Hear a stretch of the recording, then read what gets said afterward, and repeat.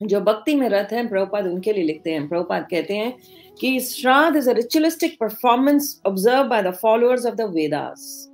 There is an yearly occasion of 15 days when the ritualistic religionists follow the principle of offering oblations to departed souls. 15 दिन साल में एक आते हैं जब जो वेदों को पढ़ने वाले हैं, जो वेदों के पीछे भागते हैं, जो ज्ञानी हैं, कर्मकांडी हैं। वेदों को पढ़ने वाले कौन है? कर्मकांडी, कर्मकांड में जाते हैं। वो लोग क्या करते हैं? श्राद्ध की सेरेमनी करते हैं, रिचुअल्स करते हैं श्राद्ध के।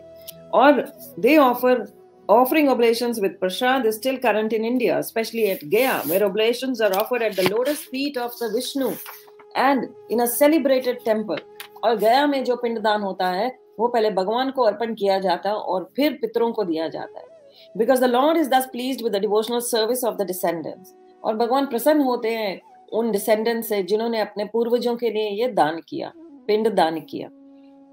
अब प्रभुपाद लिखते हैं, Unfortunately, by the influence of Maya, the conditioned soul employs the body he gets for sense gratification, forgetting that such an occupation may lead him to return to an invisible body. The devotee of the Lord, or one who is in Krishna consciousness, however, does not need to perform any such ritualistic performances as Shraddh. जो भगवान के भक्त हैं, जो Krishna consciousness में हैं, जो भगवान का जप करते हैं, भगवान को भोग लगाकर खाते हैं, नित्य भगवान की सेवा में रत रहते हैं, उन्हें ये कार्य करने की कोई आवश्यकता है ही नहीं। प्रभुपाद कहते हैं हम सब यही पूछते रहते हैं कि हमें श्राद्ध करने हैं कि नहीं करने हैं। अगर हम भक्त हैं, हम भगवान की भक्ति कर रहे हैं, भगवान का नाम लेते हैं, तो हमें इस रिचुअलिस्टिक सेरेमनी में जाने की कोई भी आवश्यकता नहीं है। ये प्रभुपाद के शब्द हैं। तो कह रहे हैं कि those who might have been in difficulty are automatically relieved. अगर हमारे fathers and ancestors and forefathers अगर कहीं मुश्किल में हैं पितृलोक में, तो अगर हम भगवान को प्रसन्न कर लेंगे अपनी भक्ति के द्वारा, तो भगवान उनको मुक्त कर देंगे।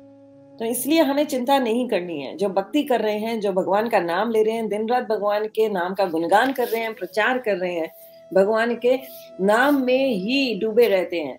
दैट मीन्स डूबने का अर्थ ये नहीं कि सारा दिन माला फेरते हैं, वो हर समय भगवान को अपने हृदय में रखते हैं। मच्चित मतगत प्राणा बोधयन्ते परस्परम, क्योंकि वो नित्य भी किसी से मिलते हैं तो भगवान की ही चर्चा करते हैं, वो भगवान का ही गुणगान करते हैं।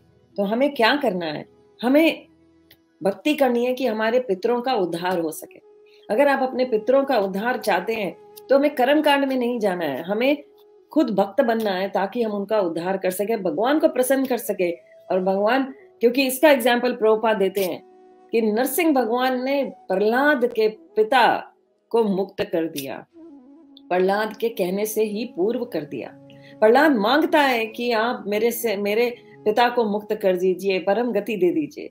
तो भगवान कहते हैं कहने की आवश्यकता ही नहीं है, तुम्हें मांगने की आवश्यकता ही नहीं है, तुम्हारे कहने से पूर्व ही तुम्हारे पिता का उद्धार हो गया है। नरसिंह देव ने क्या कहा प्रहलाद से? केवल तुम्हारा पिता ही मुक्त नहीं हुए, तुम्हारे पिता के पिता के पिता, तुम्हारी जो 14 पीढ़ियां हैं वो मुक्त हो गई, तुम एक भक्त बन गए। तो कितनी भक्ति में शक्ति है। जब हम एक भक्त बनते हैं परिवार में, तो हमारी 14 पीढ़ियों का उद्धार हो जाता है। तो हमें श्राद्ध की क्या आवश्यकता है? हम भगवान को हर समय याद रखें, हमारा उद्धार भी होगा और हम अपने कुल का उद्धार करेंगे, 14 पीढ़ियों का उद्धार कर देंगे।